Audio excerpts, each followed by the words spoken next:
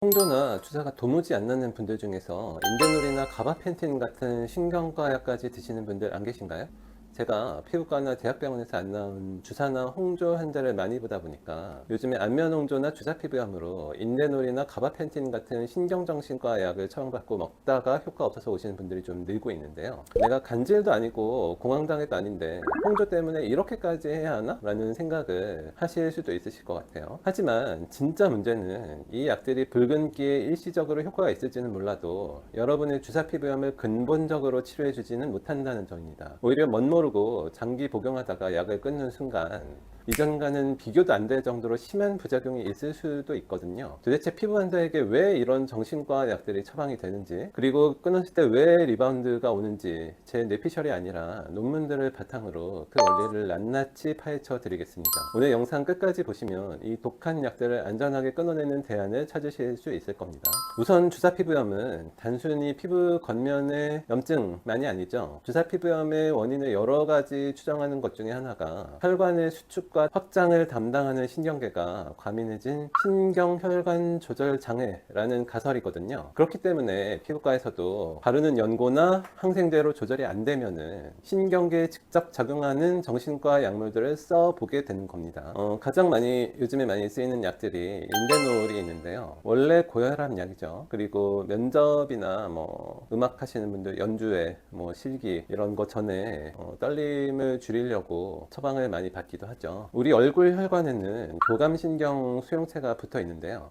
이런 긴장하거나 스트레스를 받으면 이 수용체가 활성화가 되면서 혈관이 좀 확장이 되거든요. 이럴 때 감정홍조 같은 현상들이 많이 생기는데 인대놀은 이 수용체를 차단을 해주는 효과가 있는 거죠. 수용체가 막혀서 신호가 전달이 안 되니까 이제 긴장해도 혈관이 확장되는 게 이제 막히는 거죠. 그래서 이제 스트레스나 감정 변화로 얼굴이 달아오르는 유형의 홍조에 효과적이죠, 상대적으로. 두 번째로 이제 가바펜틴 같은 간질약들이 있는데 원래는 대상포진, 후회 신경통 이런 거에도 쓰다가 요즘에는 이런 주사 피부염이 오래되면은 신경 자체가 좀 손상이 되는 경우도 있다고 합니다. 흔히 이야기하는 신경성 주사, 신경 피부염 이런 증상에 좀 어느 정도 효과가 있을 수도 있죠. 그래서 감각성으로 좀 증상이 심한 경우 바람만 불어도 통증이 심하다든가 뭔가 좀 쓸리거나 닿기만 해도 따갑고 이런 정도가 아니고 정말 통증이 있는 경우, 이런 경우에 쓰는 경우가 있죠. 그리고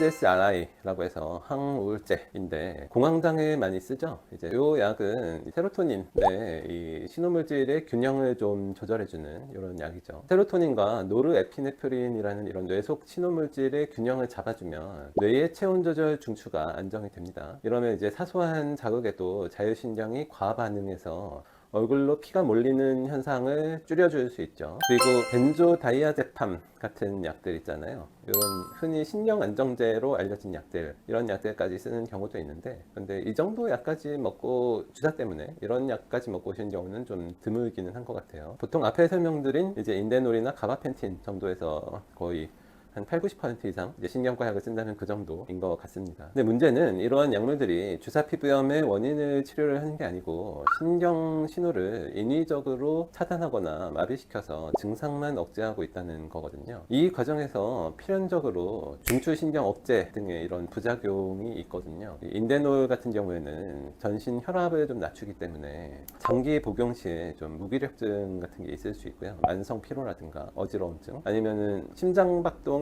너무 느려지는 소맥이라고 하는데 이런 부작용들이 있을 수 있죠. 그리고 가바펜틴 같은 간질약들은 이제 중추신경 억제 작용이 있기 때문에 졸음이 좀 심하게 오거나 두통이나 체중 증가 이런 부작용들이 있죠. 사실 체중 증가에 대해서 굉장히 예민하신 분들이 많을 텐데 저희 병원 처방받으시는 분들 한 10명 중에 두세 분은 꼭 체중 증가 될 수 있냐고 물어보시거든요. 그 정도로 체중 증가가 이제 환자들이 생각하는 중대한 부작용인데, 아무튼 가바펜틴은 그런 부작용이 있을 수 있다는 거. 그런데 실제 피부과에서도 이런 약물들을 처음부터 주지는 않죠. 바르는 연고나 항생제가 전혀 듣지 않는 소위 이야기하는 불응성 단계에 이르는 환자에게 주로 처방이 나가죠. 이런 약들을 쓰시고 저희 병원 오시는 환자분들을 보면 보통은 스테로이드 부작용이 심해져서 스테로이드 자체가 더 이상 듣지 않는 분들이 이런 그 인데놀이나 가바펜틴 같은 약들을 많이 쓰는 것 같습니다.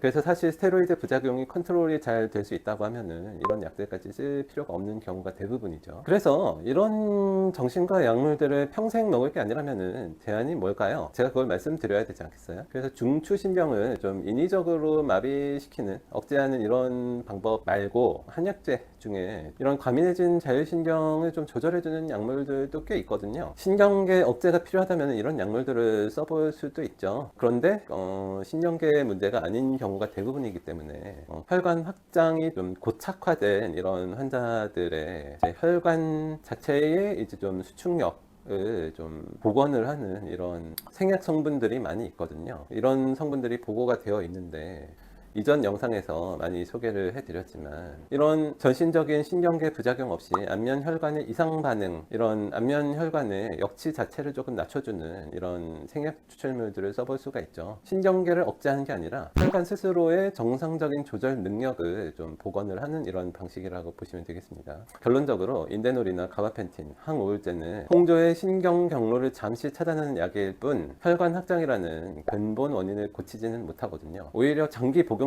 두통이나 무기력증 같은 전신 부작용만 더 심해집니다. 지금 피부 증상 때문에 이런 약물들을 처방받아 드시는데도 효과가 없거나 약을 끊었다가 리바운드가 와서 고생하고 계시다면 고정 댓글을 한번 참조해 주세요.